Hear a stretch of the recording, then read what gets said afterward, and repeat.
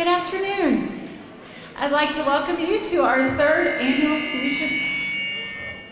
Sorry, let me step back a little bit. That's right, I have your attention now.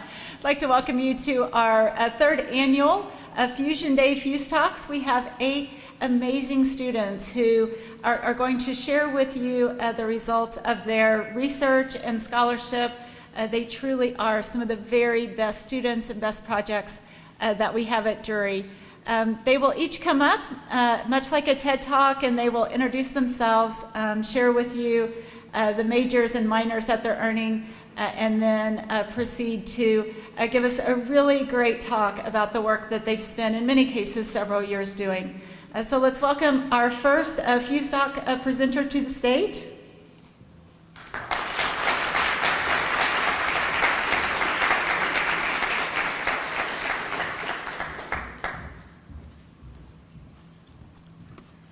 Hello, my name is Laiken Cash. I'm a senior here at Jury, majoring in biochemistry, minoring in physics with a certificate in professional and visual communication. And today I'd like to talk to you about an issue facing our community. There's something in the water, frozen in the ice caps of Mount Everest, hiding in the deepest trenches of the ocean. Microplastics are permeating our lives. Even here in Springfield, Missouri, we're only starting to understand the severe effects of extreme microplastic exposure.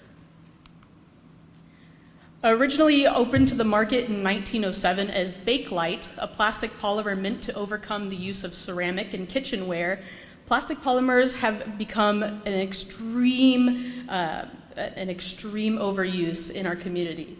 So this leads us to accumulations of trash in the ocean, such as the Great Pacific Garbage Patch. Unfortunately, we were much better at finding ways to create plastic polymers than we were at finding ways to safely and properly dispose and recycle of them. This Great Pacific Garbage Patch is around twice the size of Texas, a couple hundred miles north of Hawaii. It's about 9 feet deep, and although the first couple feet are what we call macro trash or intact trash, the bottom 7 feet is microplastic sludge that affects marine life. These macroplastics degrade in a variety of ways. Waves physically break down the polymers. The salinity of the ocean plays a role. But primarily, we're interested in what's called photooxidation, or radiation from the sun, that's able to chemically break down the carbon bonds that hold plastic materials together. From there, they degrade into microplastic, or any plastic polymer that is less than 5 millimeters in size.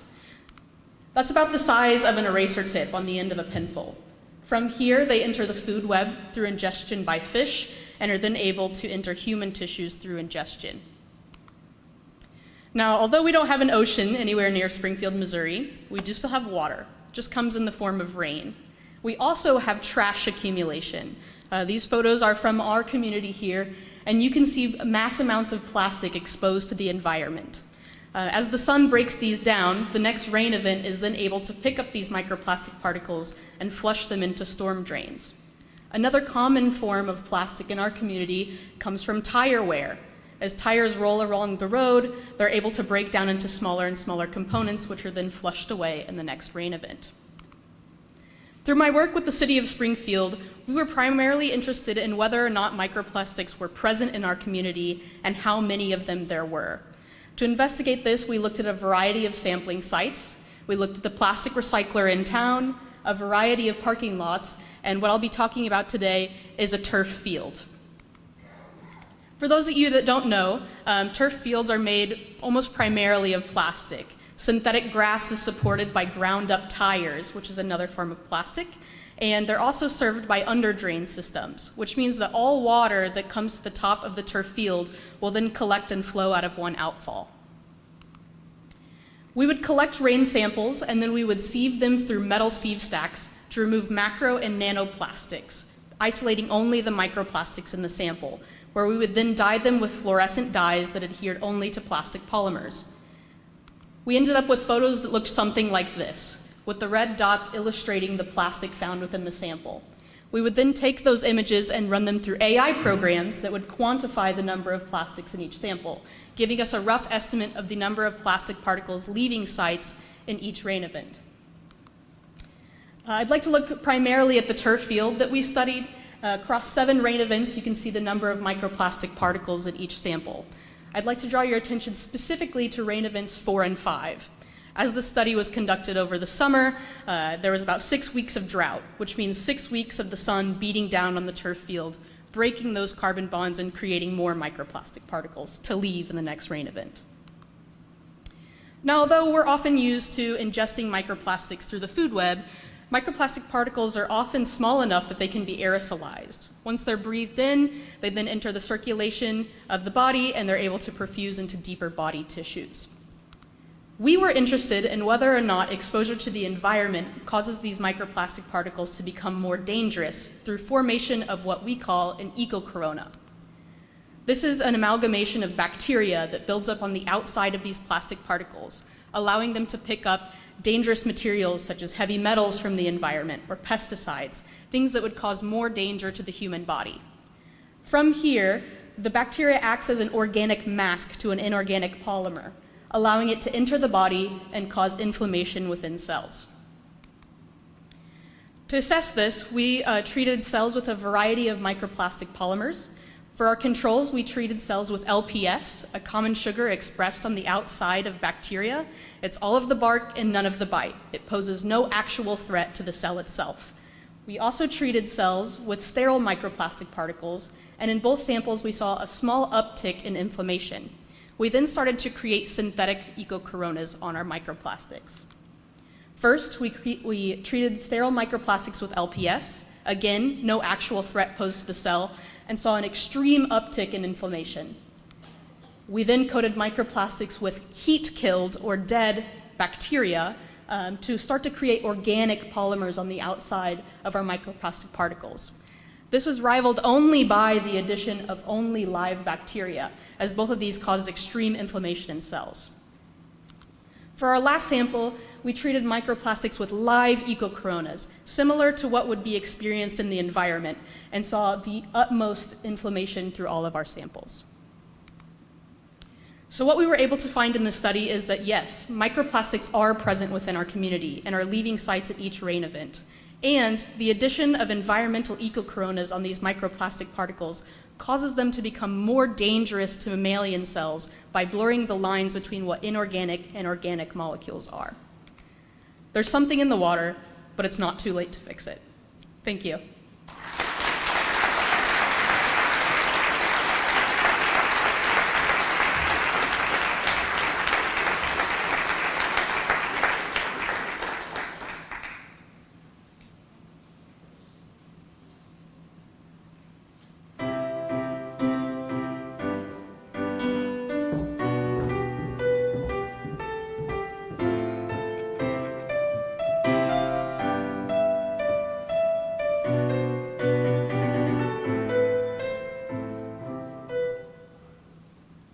Hello, my name is Hannah Ritter. I'm a third-year mathematics major with a pre-engineering and physics minor and a sports statistics and analytics certificate. And what you just heard was made using just mathematics. I'm, as I said before, a mathematics major, and I'm also in 4 ensembles here on campus, so I really wanted to see the correlation between math and music. I didn't really know where to start with this idea, so I brought it to Kappa Mu Epsilon, our Mathematics Honor Society, where my advisor gave me a paper to read through. And the research I did using that paper resulted in the song you guys just heard. Now, this may seem kind of simple. You read a paper, you write a song. But it has taken me this entire school year to read the paper, understand all of the material within that paper, and then apply what I know to writing a song. Oh, sorry. Okay. Oh, so sorry. Okay, so the first thing I want to look at was the music side of things. So given my background, it was a little bit easier for me to understand, and also just to apply mathematics to anything, you have to understand your baseline concepts. So the first thing that I wanted to look at was transpositions and inversions, where transpositions are moving a note up or down by one note or however many notes you want, and inversions are where you reflect a line of music either over an axis on a staff or on your musical clock, which I will kind of get into a little bit later. Now, this is all great, but I need a little bit of math to go with it. So I need to know what a group was first. And a group has three main properties.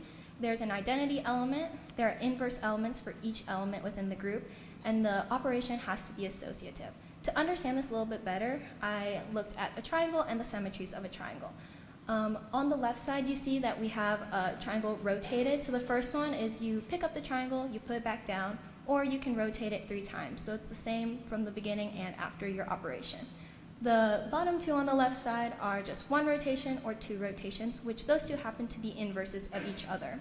On the right side, you see we have reflections of a triangle over 3 different axes that we have, and the inverses of those are themselves, because if you flip a triangle one way, you just gotta flip it over the same exact way to get back to where you started. And the symmetries of this triangle make up the elements of our group. And we don't really care necessarily about the symmetries themselves. We care more about the operation that we did on the triangle to get to these symmetries.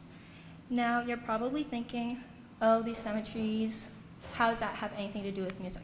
Well, we use a different shape. We use a 12-sided musical clock where there are numbers 0 through 11 corresponding with the notes C through B. And you can use the same exact operations on this shape. You can rotate it, you can flip it. And that actually goes into our TI group. Our TI group is just a collection of those transpositions and inversions of that shape that we have. And now that we have numbers that correspond with each note, we can actually use equations to transpose and invert music. Now you're probably thinking, music isn't just notes. There's normally some chords to go with it. So we have the set S, which is our set of all major and minor triads that we have, and each triad is given those 3 notes. And for example, our C major is C, E, and G. And so you can see that 0, 4, and 7 will correspond with those notes on our musical clock. Now, what group acts on this? Because we can't use the same TI group for chords, we have to use a different group. So we use our PLR group, which stands for Parallel Leading Tone Exchange and Relative Operations. Each of these operations only affect 1 note out of the triad at a time. So because of this, we can actually write them as inversions, and the axis of the inversion, though, depends upon which triad you put in. So you can't just use any axis like you could with just normal notes. Now, this slide might be a little overwhelming to some of you who don't understand the math behind it, but a good visual of this is this example where I just put the notes on a staff, and you can see that each operation only changes one of the notes of the original chord that we have. Another good example of this would be our tonics. So our tonics is a mapping of PL and R. Each number on here represents a note, and each triangle represents a triad that we had from set S.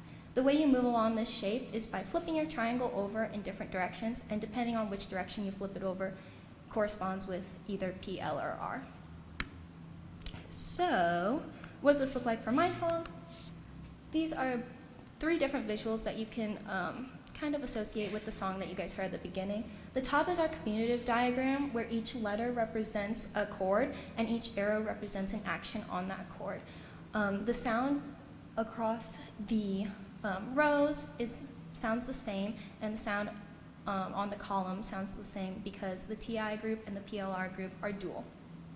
Then I just have a simple diagram of what chords I used on a staff, so any musicians would understand this pretty easily. And then last we have our tonics, so the highlighted triangles are the chords that I personally use, and the arrows are the pathway along the tonics that I followed. Now, you're probably thinking, is that it? For now, that's all I have. In the future, I would really like to look at different groups that act on our notes and chords, or even look at if TI and PLR act on different chords that have more than 3 notes. And I think that could be really interesting. I also am interested in looking into orchestration and rhythm. I actually have a paper from a previous talk I did. One of the professors came up to me and said, I really loved your talk. I think you could use this rhythm paper. And so he gave it to me, and that's something I would really like to look into possibly in the spring semester. But yeah, so I would Oh, this is my reference, sorry. This is the paper I read through this school year. And I would really like to thank Dr. Barker, my advisor. He's also the Kappa Mu Epsilon advisor, for all of the work that he did with us, or did with me this year, sorry. And also, I would just like to thank you all for your time, and I hope that this talk has inspired you to think more about math and music and the correlations, and that you think about the math behind each song that you hear from now on. Thank you.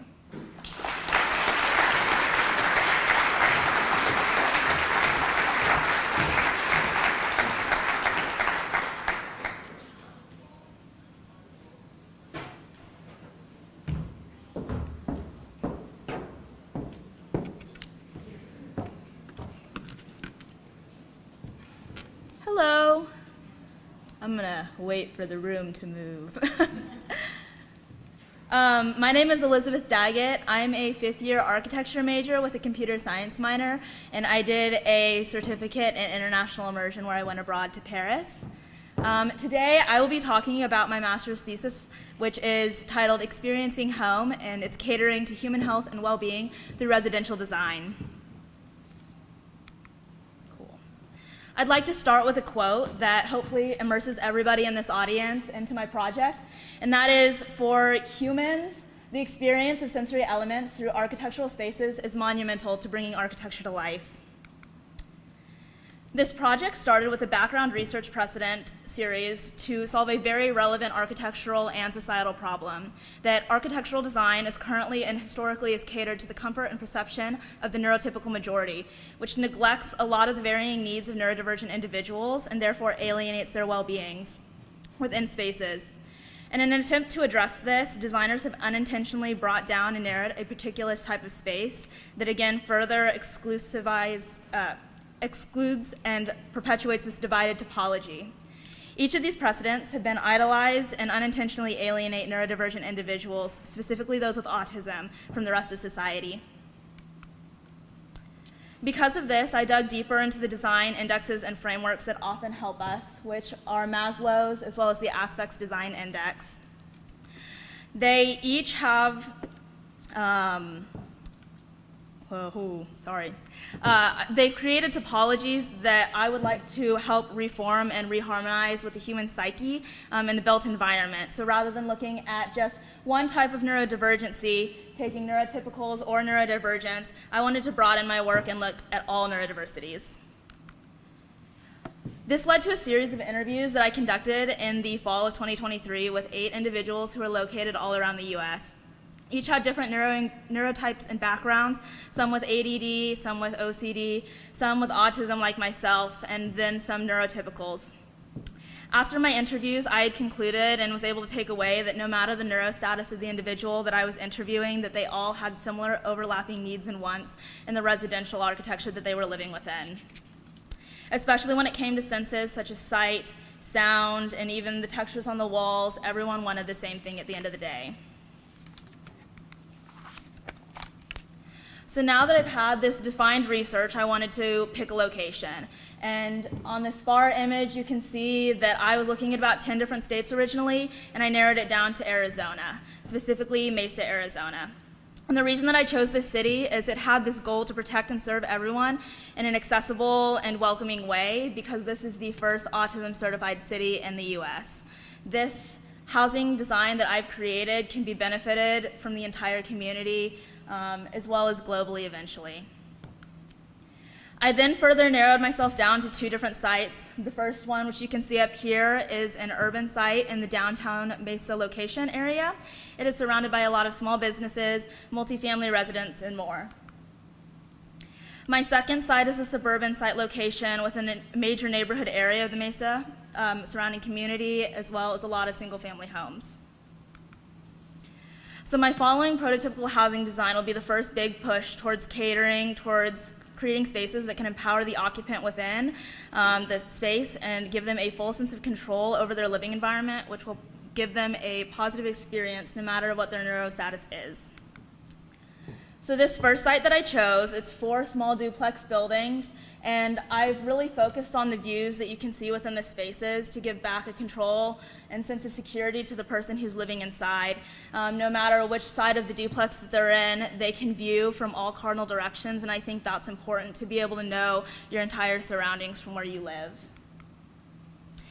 This helps give the occupant control as well as separating the buildings. I've got a single story and a double story building side by side, and I've split them in a different way than most would think. And originally, I was a little stressed even creating my own plan, but I put the garage and the less utilized spaces in the center and then divided the bedrooms out to the side as well as up to give them their own space so that the only noise that's really coming in is from the outside. For the second site, I wanted to transition to a smaller scale suburban setting where residents within the buildings and surrounding could utilize this park space that I've designed as well as the other local parks that are surrounding the area. Rather than the duplex design, I had shifted myself to a single-family residential design, similar to my first site, keeping the same general building designs, like my soundproofing, but I wanted to look on top of this at natural lighting. So as you can see in my top right image, I had looked at the Kimball Art Museum and the way that they used natural lighting in Fort Worth, Texas. The natural light enters through this narrow plexiglass skylight above a cycloid barrel vault, which is diffused by the wing-shaped reflectors that allow light to come in a way that subtly fills the space with natural light, which is, again, something that everybody from my interviews really wanted within their space rather than artificial. On top of this, I wanted to remove, again, this alienation that we've got within our residential design and other neurodiverse spaces. Design must emphasize the psychology of spaces through elements such as, but not limited to, lightings and acoustics, as well as human-centric materiality. By using an inclusivist approach when it comes to design-friendly environments, we will be able to cater to all of the needs of neurodivergents and neurotypicals alike. I want to be able to create an experientially richer environment for all of those, depending on the needs that you have. I'd like to conclude this talk with a quote from Nathaniel Branden that the first step towards change is awareness, and that the second is acceptance. I'd like to thank everyone again for coming and all the support that I've gotten, specifically to my advisors, Dr. Panos Leventis and Dr. Sarah Kashutafard, as well as Professors Amy Wiley and Dr. Cecily Cornelius White for the assistance with my psychology research. And I'd also like to thank my friends and family and this entire university for the support that they've given me throughout this school year, for letting me speak again this year. So thank you.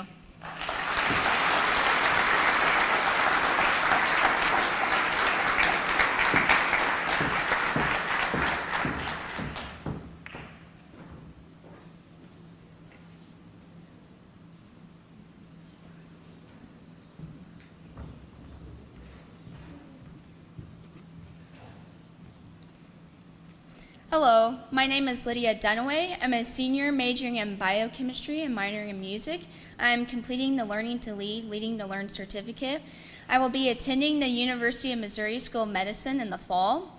I have been conducting research in Dr. Kernicki's lab the past 2 years here at Drury, so I'm excited to be here today to share the research that I've been working on involving a biologically inspired approach to studying hydrogen bonding interactions.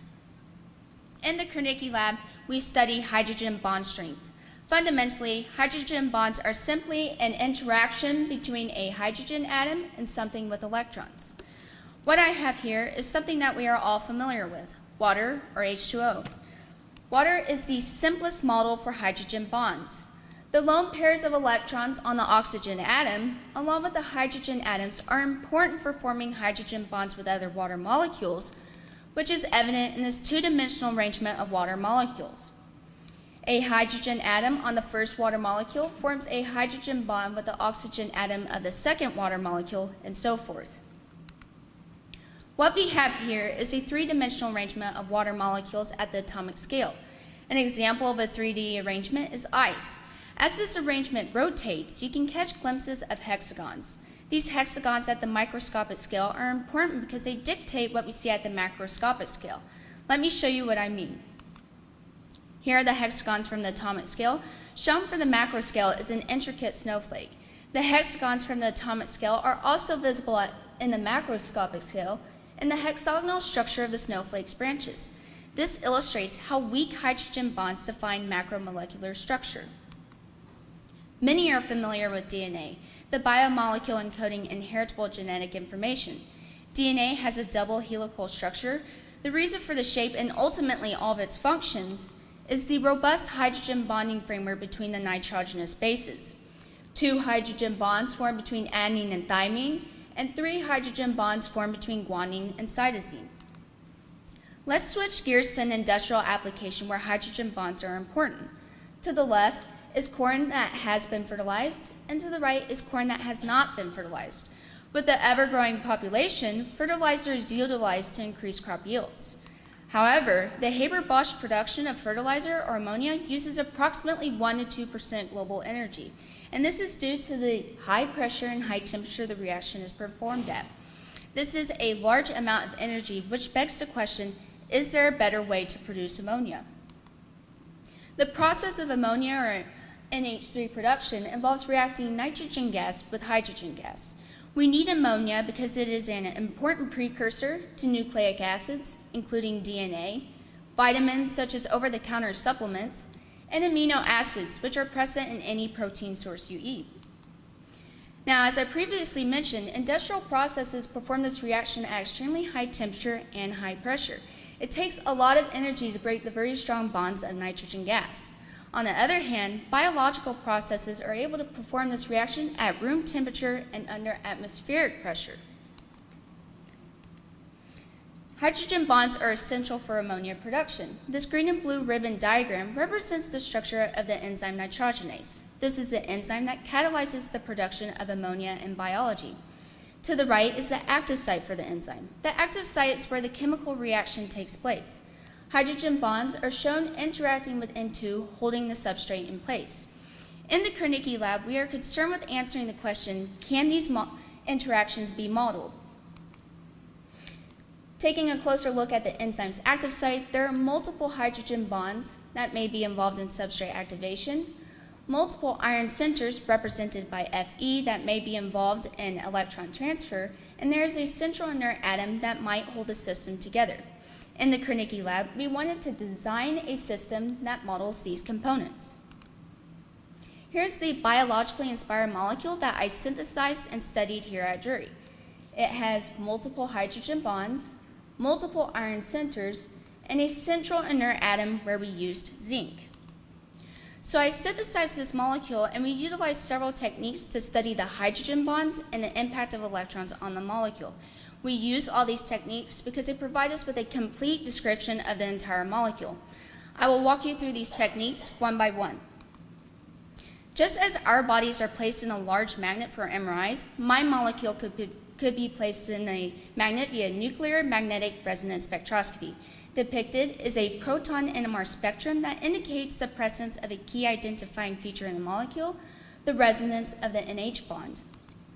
The next technique involves electron movement within the molecule. I found that my molecule absorbs light at 435 nanometers. Looking at the color wheel, this absorption is in the blue zone. Accordingly, the molecule is visible as the complementary color orange. Just as you can go to the hospital to have x-rays directed at your body to see bones, x-rays can be aimed at my molecule in order to see the location of the atoms. Through this technique, this is the type of image we are able to capture of my molecule. In addition to moving electrons within the molecule, electrons can be transferred to and from the molecule. This was studied through photometry. These graphs show our ability to remove an electron from the molecule and put an electron back into the molecule. Infrared light causes bond vibrations, and bond vibrations are directly related to bond strength. Through infrared spectroscopy, we can actually see how strong the NH bond is in my molecule. If you recall, the biological system is complex and pretty challenging to study. One advantage to our approach is that we can make subtle variations to my molecule and see how they specifically alter hydrogen bond strength. Here, I implemented an approach that Dr. Peter taught me in organic chemistry, where I could change the basicity of this oxygen by varying the top of the molecule. Through this method, we are able to probe specific interactions in our molecules more precisely than we would be able to in the full biological system. So hopefully I've been able to give you a flavor of the research that I've been working on the past 2 years. This research was funded by the American Chemical Society Petroleum Research Fund. I would like to thank the RENS program for summer funding and Jury's ACS chapter for travel funding. I had the privilege to present some of this research in San Francisco at an ACS meeting in the fall. I would also like to thank Matt Zeller at Purdue University for X-ray crystallography. Most importantly, a special thank you is required for my research professor, Dr. Kernicki, who saw the potential in a shy and timid sophomore laboratory student. You completely transformed my undergraduate experience. Lastly, be sure to check out the Kernicki Lab website. As you can see in our lab group photo, it is an active lab where there are several other members involved in similar research. Thank you.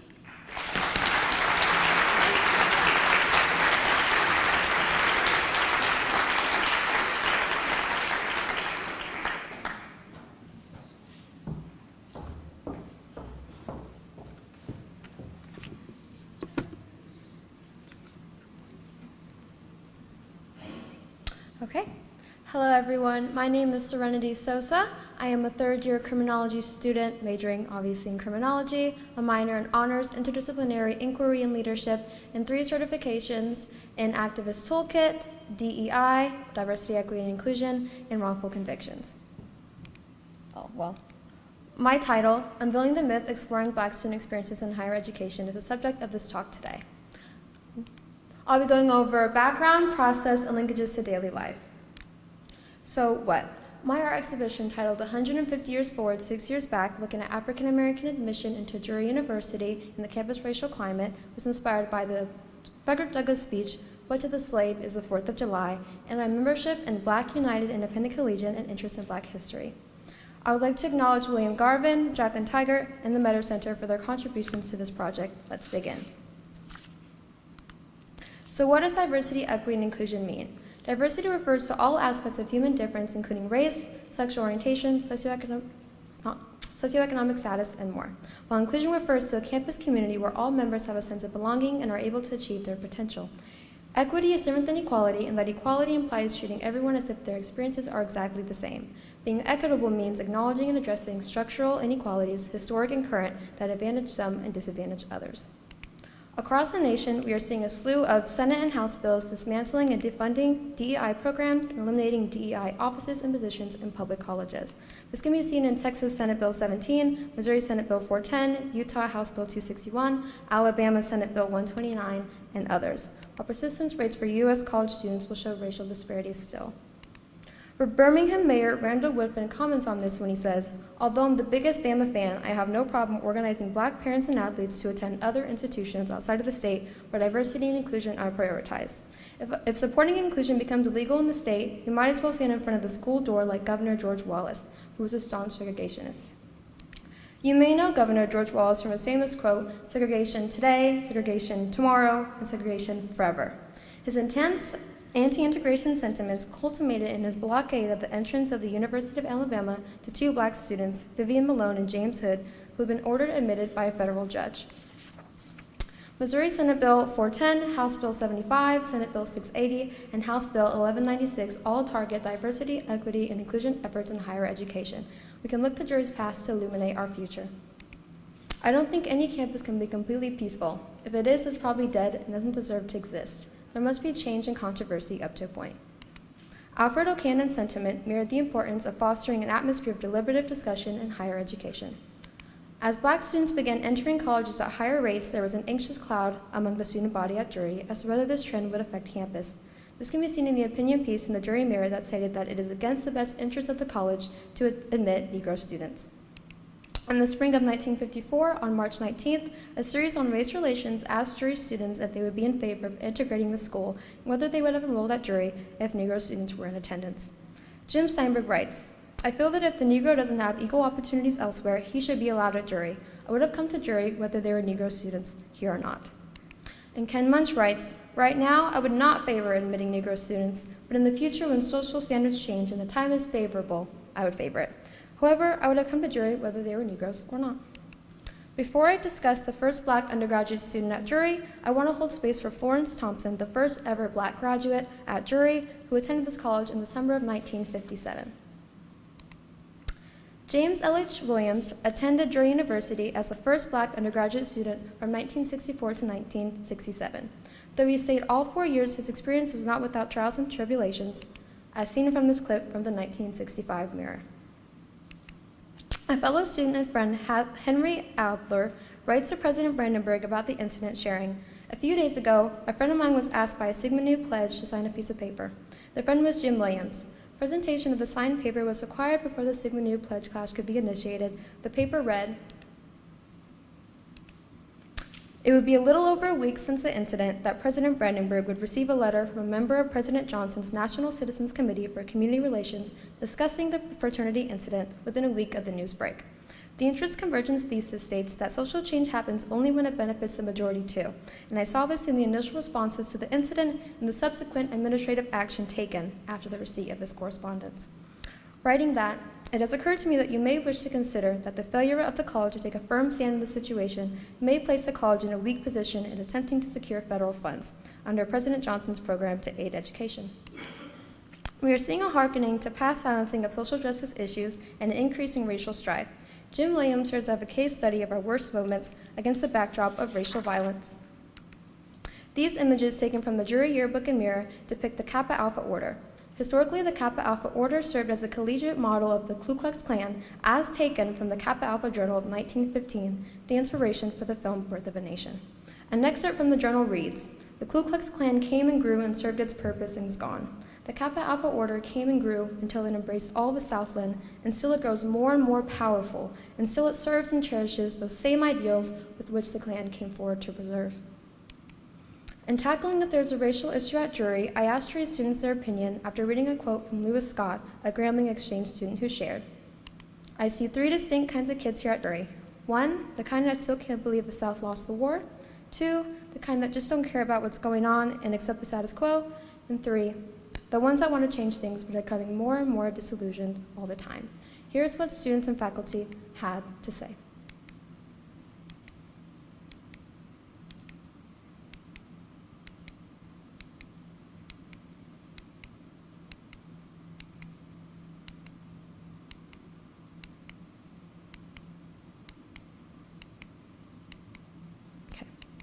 In the midst of this strife, however, there was a push for progress.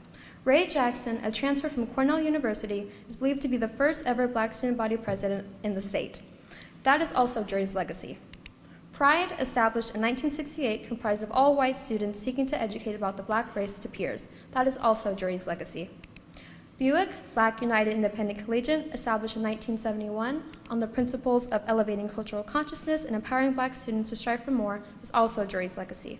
The Ladies of Distinction, established in April of 1976 for women by women outside of any sorority.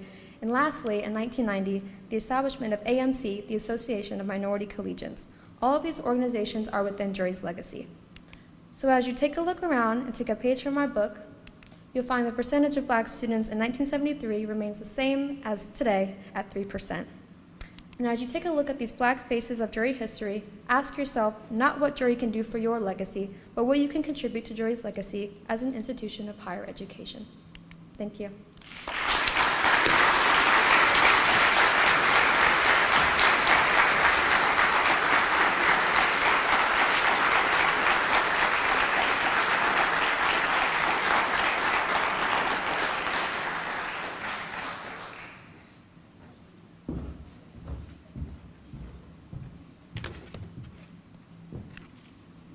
Hello, everybody. My name is Drew Johnson. I'm a senior here at Drury, majoring in biochemistry, minoring in computer science, and I'm getting a certificate in data analytics.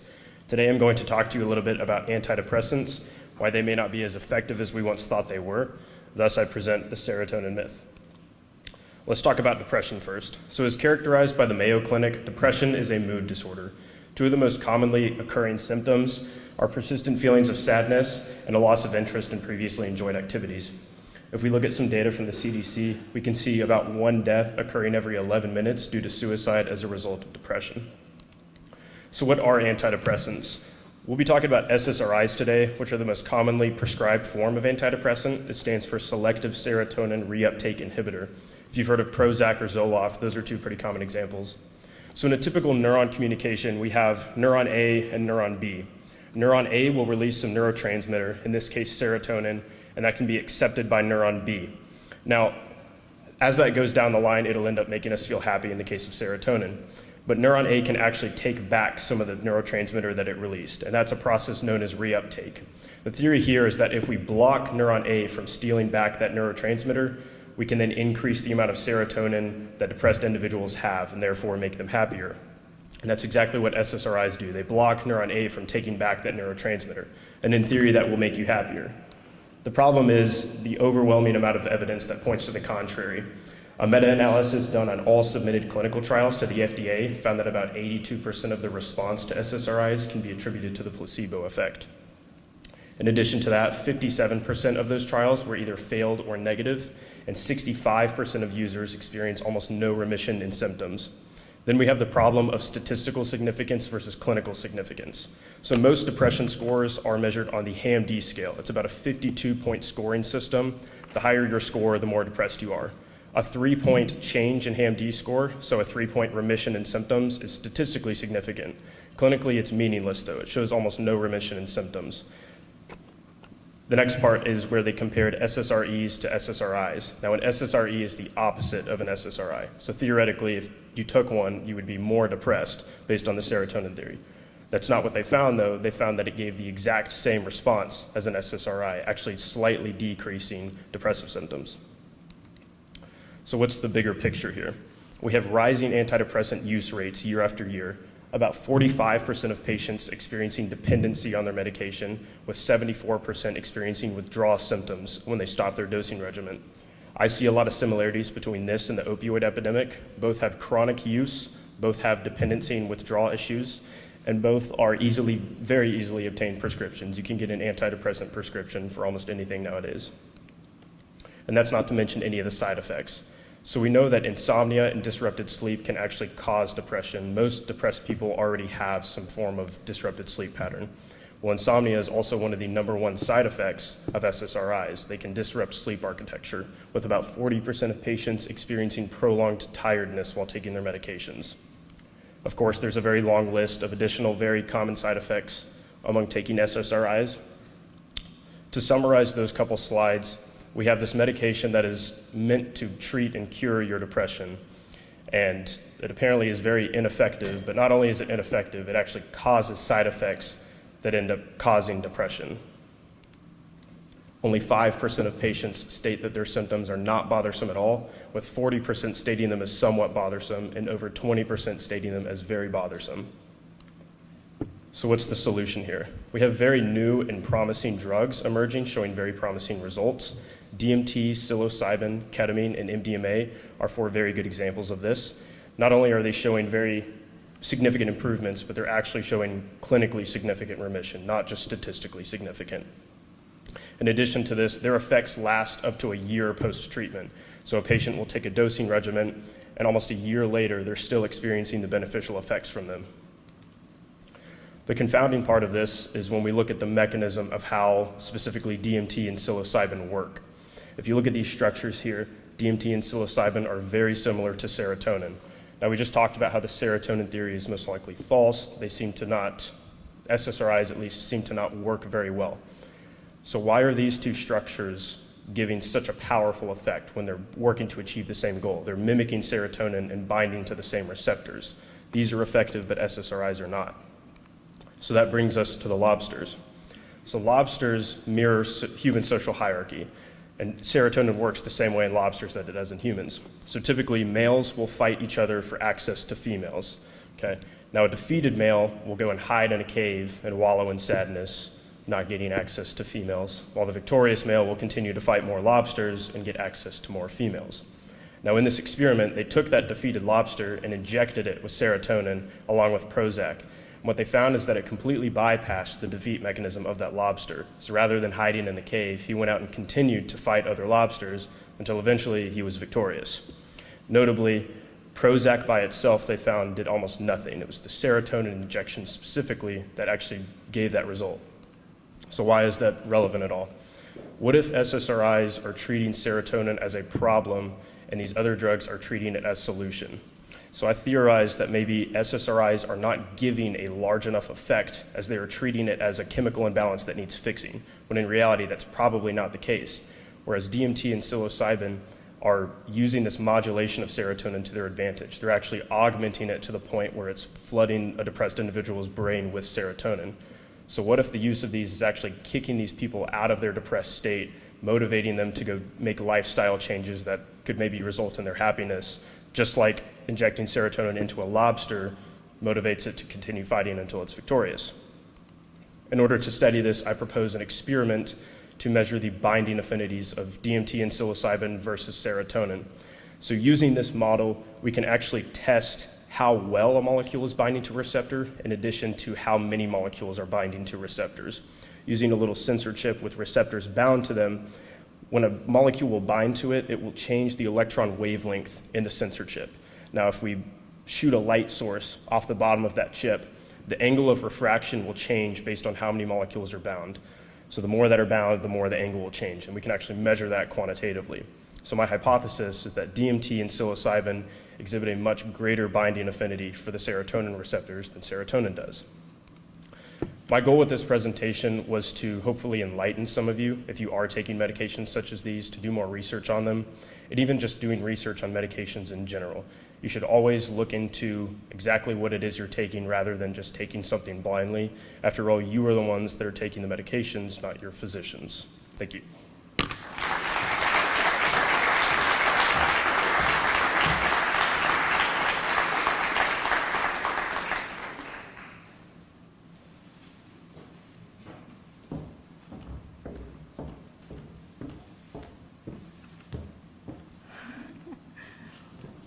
Hello, my name is Shannon Donahue, and I am a double major in strategic communications and marketing with the marketing and branding certificate. Excuse me. Entering college as an incoming freshman was an experience just like any other average student. I was looking forward to taking on my collegiate cheer career, joining a sorority, working on campus, and beginning my academics on subjects that I would later want to pursue a career in. Communications and business. Being my mom's alma mater, Drury reminded me of her, and I was so excited to be able to follow in her footsteps. And for the entirety of my freshman and sophomore year, that's exactly what I did. I was meeting those expectations, and I was living the college life that I had always wanted to. It was only 2 weeks after my sophomore year had ended that all of this would completely change. On May 28th of 2022, my mom unexpectedly passed away. This was the hardest pain that I've ever had to go through, but it was also the most foreign pain that I had ever felt. I wasn't grieving like I imagined I would. There were moments where I felt sad, confused, there were even moments of joy, and moments where I just felt numb. I remember it was on the 4-month anniversary of my mom's passing when I was sitting in class in Springfield Hall, just going through the motions day by day, feeling close to nothing. But then, as I was sitting in class, a feeling did hit me. A wave of grief overcame me out of nowhere. So I quietly got up and walked out of class, went outside, called a friend, and started sobbing out on the sidewalk. A professor even noticed me from her window and ran out to come and console me. After that, I wiped my tears and walked back into class 5 minutes later as if nothing had happened. Numbness washed over me once again. As anyone who has gone through the loss of a loved one or a tragedy, you know that the world does not stop spinning just because something bad has happened to you. So I continued cheering, I completed my summer classes, working, sorority duties, and I continued that lifestyle for the majority of my junior year. And where this once was a place of peace on this campus, it was now a daily reminder of my mom. I couldn't eat in the FSC Commons like she used to do. I couldn't pass by the Drury Fountain where she once surprised me as I was walking back to my dorm after practice. And I couldn't go visit my friends in Smith Hall because that's where my mom used to live. And that's where she helped me move in when it was my time to live there. Nearing the 1-year anniversary of her passing, at the lowest point in my life, I was introduced to the Lost and Found Grief Center, a nonprofit organization that offers grief counseling services free of charge to those that have lost a loved one. Lost and Found has been pivotal for my healing process. It has helped me understand that I am one and the same with so many other individuals around my age and in the same situation, and that no matter how I grieve, it is normal. Slowly but surely, Lost and Found was helping me find the person I once was all over again. Entering my senior year, I was still a visitor of the Lost and Found young adult group, and I was improving each week. But I was still finding my way. Then, an opportunity presented itself. As a strategic communication major, I am expected to complete a project for my senior seminar class, where over the course of the semester, students are to execute a project that reflects the highest performance standards in their area of study.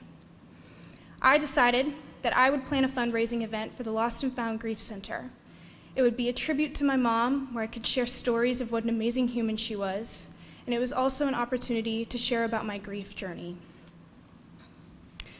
So, my goal for this was to have 50 people in attendance and raise $1,000. As I began preparing, I put my last 3 years of jury education to use. I planned the event, I marketed the event and opportunity donations myself. I planned the event. I presented a handcrafted speech with a PowerPoint of informative visuals to create an aspect of storytelling, and I constructed a 12-minute video interviewing other students on campus who have also lost a loved one. Here is a small clip of what that video consists of. Have any advice for anyone that's going through a similar situation as you, or anyone who's experiencing a loss at all? Be vulnerable and do it in your own way. There's no right way to grieve. I feel like that's another thing. People feel like, oh, okay, you know, at 6-month mark, I just need to zip up, go to class. Like, if you need to take a year off school, do it. If you need to take a year off sports, do it. Like, do what you need to do to survive. That's my biggest thing, I think. Remember the people that reach out. If you know a lot of people are going to reach out. But the people who text you and follow up and are there for you, show up out of the blue just to help you out, cook you food, those are the people that are really going to be there for you. So remember those people. I think finding the happiness and, okay, this person's in a better place. I'm still here. What can I do to make sure I'm spreading the light that this person would want me to do? And I think that is the best way to get through something like this. With my efforts, I exceeded both of my goals. I had 62 people in attendance, and I raised over $3,000 for the Lost and Found Grief Center, enough for 3 children to receive grief counseling services.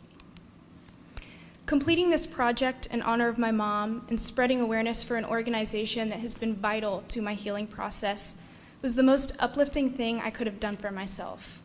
I was able to put my grief into something. I was able to take that negative energy and turn it into something so positive, not only for myself, but for others in a similar situation. And because I was able to express such a significant part of my life, I can now walk across campus with a smile on my face, and like a piece of my mom is always with me. I can make my own memories in the FSC Commons again. I can pass by the fountain and smile, and I can go visit my friends in Smith and look back on the memories I once made that I now know are so similar to the memories my mom made when she was here. It is because of Drury I was given this opportunity, an opportunity to advocate for a selfless organization and share my grief journey, all while healing myself in the process. I was able to apply my passion and professional goals into one setting to not only help others, but to heal myself in the process. Where this campus was once a bitter reminder of my mom every single day, my jury experience has allowed me to transform those thoughts into a place of remembrance, the same place I have grown where my mom once grew 30 years ago. Thank you.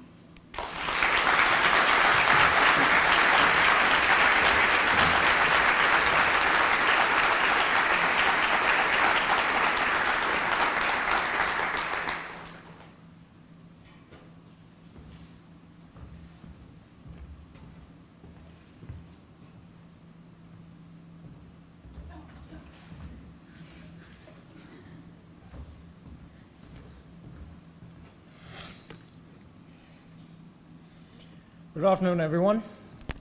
My name is Amrut Iyengar, and I'm a biochem major, a neuroscience minor, and I'm pursuing my data analytics certificate. It is an honor for me to stand here today on this stage as a student of my professors, Dr. Manpadi and Dr. McMurtry, and present to you the research that I've conducted over the past 2 years at Drury. Now, before I begin, how many of you, with a show of hands, how many of you have heard of turmeric? Oh, sizable. For those of you who have not, turmeric is a spice derived from the rhizome Curcuma longa, and for millennia, this has been used quite as a panacea by civilizations of the East, particularly in India. But it wasn't until the past century that the chemical structure of turmeric's bioactive molecule, called curcumin, was discovered. And since then, there's been an increasing number of biochemical studies quantifying the anti-cancer, antioxidant, anti-inflammatory, and a whole host of other medicinal properties of this molecule. Curcumin, however, has an inherent problem within its structure. The presence of the phenolic OH groups render the molecule susceptible to transformation by enzymes in our body, wherein sugar groups are added to the molecule, making it more water-soluble than is desired, flushing a majority of the medicine out of the body well before it can take effect. To counteract this problem, in Dr. Manpadi's research group, we thought, what if we can retain one half of the symmetrical molecule and alter the other half with a group that evades the excessive metabolism? These are what are known as heteroaromatic analogs of curcumin. And here is a template molecule where the blue, green, and red parts are retained from the natural one, and the yellow bit is the one that we vary, which we intend to prevent the degradation. This synthetic process is itself quite simple, consisting only of 3 reactions. And let me draw your attention to the middle box. The molecule on the left is what we call fragment 1. It is the original half of the molecule, and the molecule on the right is what we call fragment 2, unimaginatively. It is what we vary. Now, the synthesis of these 2 molecules are 2 separate reactions, and then combining them is the third reaction, which is to give us our final analog. So after a year of testing, after a year of synthesis, we synthesized 6 different such analogs and tested them for their anti-cancer properties using the MTT assay. Now here what we did is we made solutions of curcumin and our analogs at different concentrations and tested them on HT29 colon cancer cells. This is a graph of our results at the compounds at 25 micromolar concentration. The y-axis is percent cell viability, which is a measure of how many cells survived. And in our control solvent, DMSO, we can see that 100% of the cells survive, obviously.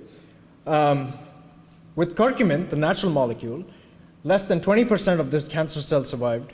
And as you can also see from the data, our best analogs were C4 and C6, where less than 50% of the cancer cells survived. So this begins to prove our first hypothesis right, that that altering the natural structure in the way that we have retains the bioactivity of this compound in a considerable degree. Future work on solubility and bioavailability tests are currently going on. Now, while I was working on all this, it was time for me to decide what my certificate capstone project would be. And for that, I wanted to integrate my learning in research, biochemistry, and data analytics. And one thing that I learned in research and in biochemistry in my classes was that cancer is mainly a consequence of mutations in our genes wherein they assume functions that they are not supposed to have, abnormal functions, essentially. Along the way, also, about halfway through my certificate, my data analytics certificate, I began to see the beauty of computation and in our ability as humans to wade through massive data sets and make real-world predictions using AI. So the project that I'm working on is a preliminary computer model that does 2 things. 1, predict the type of cancer that a patient may have based on a mutated gene in their body, and 2, suggest whether curcumin can assist existing chemotherapies in their battle against cancer. Now, the essence of predictive AI, as I understand it, is that the program is presented with a data set. It then it then recognizes patterns within, and then applies this learning onto an unknown yet similar data set. So in the context of my project, what would this model look like? You have a list of genes that, when mutated, are most frequently associated with a particular type of cancer. These genes were drawn from the National Cancer Institute's Cancer Genome Atlas database. You also have a list of drugs that are currently approved to treat these types of cancers. Each drug has its own specific and known mechanism of action, and so does curcumin. So by compiling all of this data from the literature and creating layers of correlation, this model will take a single input, which is the mutated gene's name, and present to us the resultant cancer type and predict, with limits of course, whether curcumin is a good supplemental treatment option. Now, to illustrate this, here's a schematic of this project's rationale. As an example, we have a gene APC, which when mutated results in colon cancer. The drug Avastin is used to treat this cancer, and one of its mechanisms of action is anti-angiogenesis, which is the inhibition of formation of new blood vessels. Curcumin simultaneously is also a known anti-angiogenic agent. So by feeding all of this correlation into the model, we hope for it to predict the degree to which curcumin can be used to supplement Avastin, in turn reducing the amount of Avastin that we would use, and thereby mitigating the side effects that arise from Avastin. Now, to conclude, in celebration of Fusion Day, I wanted to highlight the impact that these projects have had on me. My foundation in research is the foundation for my capstone project. And the deeper I delve into my AI project, the deeper becomes my learning in biochemistry. And it is the enjoyment of this complementarity that allows me to appreciate the spirit of Drury Fusion. With that, I would like to express my utmost gratitude to Dr. Manpadi for nurturing my zeal for science and for being my daily source of inspiration. And also to Dr. McMurtry for his guidance and for that incisive spark that he infuses all of his lectures with. I'd also like to thank all of my lab mates in Dr. Manpadi's lab, Josiah, Michaela, May, Jacob Bruton, my synthetic partner, and I hope I've not forgotten anyone. But I thank you all for your time today.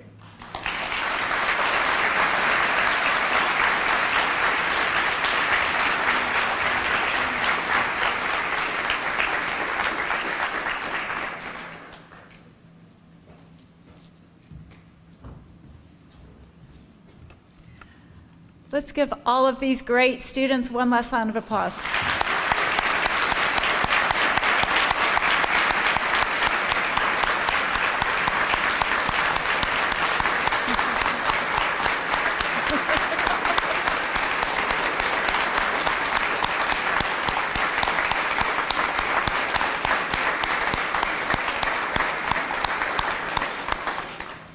If you will please move to the O'Reilly Family Event Center. We have about 270 student poster presentations, so there are lots of students to share great work with you. Thank you so much for coming.